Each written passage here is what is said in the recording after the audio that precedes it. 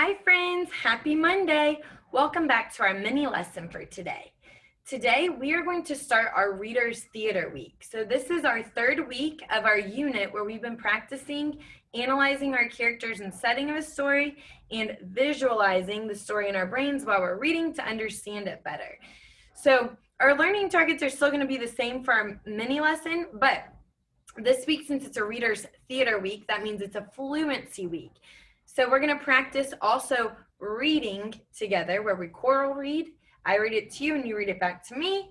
And we practice reading fluently, not like a robot when we're reading. So let's look at our learning targets and then we'll go over our characters and setting and talk about our book. So our first learning target says, I can analyze the characters of a story and I can name the setting of a story. So you're going to see in our Reader's Theater book for this week, 4 kids. They're actual photographs of kids, and we're going to learn about them and what they like to do.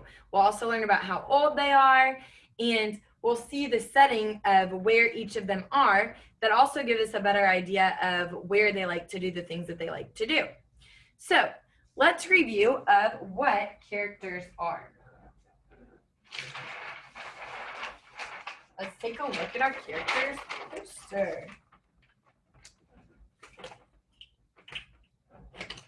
So we know that characters are the people, animals, and things in a story. So let's get out our W arms and we're going to sing our character song on the count of 3. Ready? A 1, a 2, a 1, 2, 3. A character's who's in the story. A character's who's in the story. A character's who's in the story. A character is who. So our characters can be people, animals, or things. Okay? We also visualize while we're reading a story the setting of the story. So we know that the setting is when and where a story takes place. So let's get out our fake watches or real ones if you're wearing them, and let's sing our setting song. Ready? The setting is when and where. The setting is when and where. The setting is when and where a story takes place. So our setting is not only when it takes place, but also where it takes place. And as readers, we're always looking at that and thinking about, oh, where are those characters? What are they doing? What time of day? Where are they? Helps us understand it better, right? So we're going to take a look at this book called About Me. This book has 2 words in the title, About Me. Can you read those 2 words with me? About me. Before we do our picture walk today and talk about the book, we're going to do our identification game where we identify parts of the book. So, what is this part of the book called? This is the spine of the book. Everybody say spine. The spine of the book holds the pages together. If the spine was not here, our papers would be all over the place and out of order, and we wouldn't know where to start our story and what order it goes in. So just like we have a spine in our back, right down the middle, that bone that holds our bones together, the spine of the book holds the pages together. What is this part of the book called? This is the back cover. Our back cover tells us that our story or our book is over, right? If we were to start at the back cover, our brains would be confused. We would be reading backwards. Me like I. What? That doesn't make sense. So, the back cover tells us our story is over. This part of our book is called the front cover. Can you say those words with me? Front cover. Good.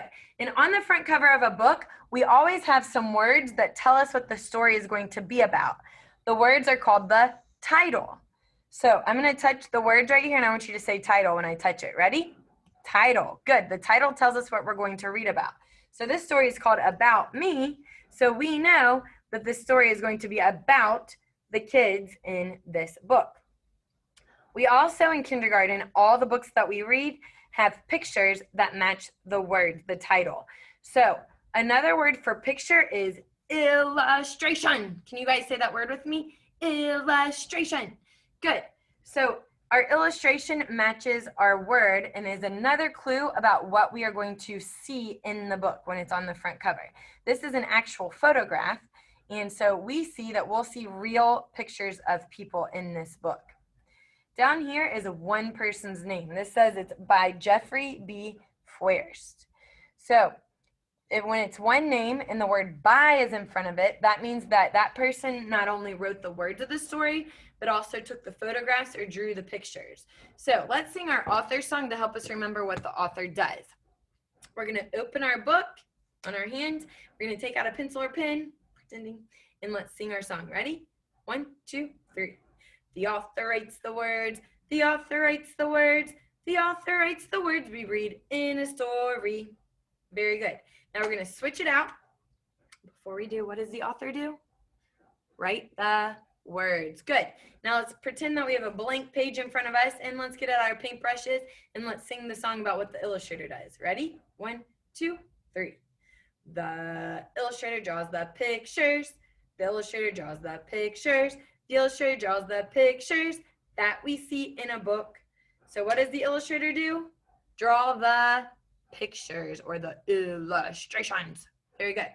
All right. Excellent job. We have just one more identifying part of the book. And this is a Reader's Theater book, so our identifying looks a little different. But this is what we call the title page. Can you guys say that with me? Title page. We know it's the title page because it has the same words in our title, but on a different page. And it usually has a different picture that gives us a different picture clue, right? But since this is a Reader's Theater book, inside of our book, on our title page, it tells us who is going to read what parts. We have the red, blue, purple, and all groups. And it also tells us the setting of the story, where we're going to see it. And it says different homes. So since this story is about different kids, it's at their different homes. We also have a focus question, and our focus question of this story, or this book, Reader's Theater book, says, what do you like to do? So our focus question helps us make connections to the book. So we're going to learn about what the kids in this book like to do. So we're going to take a picture walk to help our brains make connections to the story, and then we'll look at a concept web to really start thinking about, ooh, what do I like to do? What would I be teaching people about me if I wrote this book about me? In our Reader's Theater book, we always have some pages at the beginning with vocabulary words and sight words or popcorn words, the words that we should know as fast as popcorn pops. Let's read over the pictures or the vocabulary words. I'm going to read it to you, and I want you to read it back to me. Ready? Read, ride, run, sing. Very good. And then here are our popcorn words. Ready? Am, I, to, have, like. Very good. Now we're just going to do a picture walk to see what the kids like to do, what we're going to learn about them. So I see I'm starting on pages 4 and 5, since I had some other information I learned about before flipping to this page. So on this page, I see a little boy running with his dog. So he must like dogs. And then on pages 6 and 7, I see a little girl with what animal? A cat. And what is she doing? Reading. On pages 8 and 9, I see a picture of a little girl on a horse. So she must like to go horseback riding. On pages 10 and 11, I see a boy singing with what on his arm? A parrot. And on the last page, we see another picture of 1, 2, 3, 4 kids that we learned about throughout the story. And then at the very end, we have a concept web that has the question to help us think again about what we just read. So it says, what do you know about the children? And in the middle, it says the word children, and then it has the different pictures of what we learned about them. So tomorrow is when we'll choral read the words, but today we're going to brainstorm and make connections to the book. So I'm going to pause the video so I can draw our concept web up here, and we'll go over some ideas of things that we would want to ask or learn about ourselves or somebody else.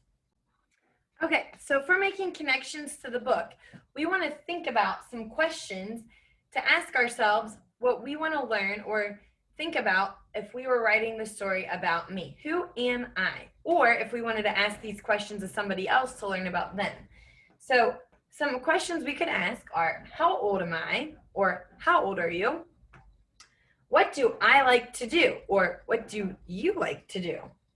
Who is in my family? Or who is in your family? What do I look like? Or what do you look like?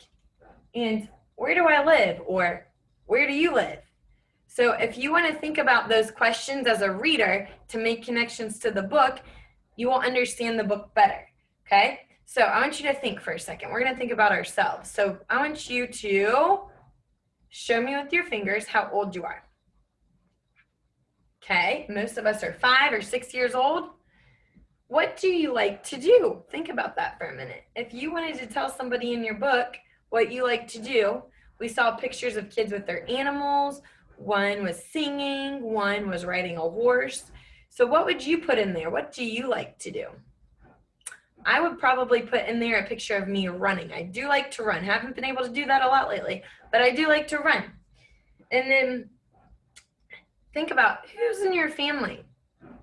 We talked about family before. I know I have a mom, a dad, and a brother. Okay? And then what do I look like?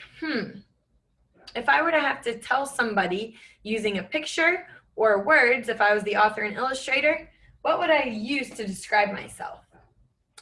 Well, I would say that I have brown hair. I have green eyes, greenish bluish eyes. Right now I've had my nails painted for a while. So if I was telling somebody what I looked like, those are some things I would use. I also may tell them what clothes I'm wearing to give more details. And then where do I live? Well, I live in Kentucky. And in Kentucky, I live in a city that's different than the city where I teach, where Goodridge is. Where do you live? All right, so those are some things that we think about as readers while we are making connections to the book. I'm going to leave our concept web up here. Tomorrow, we will take a look at our book. We'll talk about our questions again to make connections to the book, and then we will read it together. So we'll choral read. I'll read it to you, and then you're going to read it back to me. Okay? Great job today, friends. I'll see you tomorrow for your next mini lesson.